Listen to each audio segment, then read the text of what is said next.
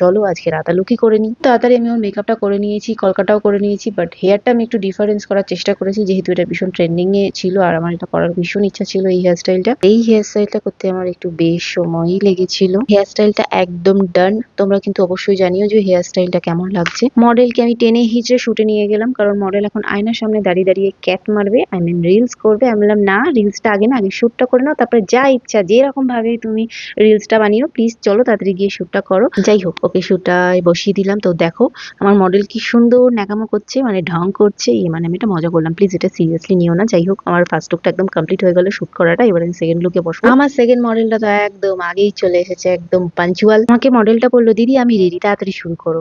মানে মেকআপের কথা বলছি। যাই হোক, লেন্স টেন্স পরে একদম রেডি হয়ে গেছে। আমি ওকে 1 ঘন্টার মধ্যে রেডি করিয়ে দিয়েছি। না দেখতেই পাচ্ছ, আমার যে ফার্স্ট যে মডেলটা আছে ও কিন্তু আমার ক্লিম্পিং করে দিচ্ছে এই মডেলের, মানে ও এতটাই আমাকে হেল্প করে দিচ্ছে, যেহেতু আমি দুটো লুক একটু দেরি হয়ে গেছে বলে ও কিন্তু আমাকে হেল্প করে দিচ্ছে।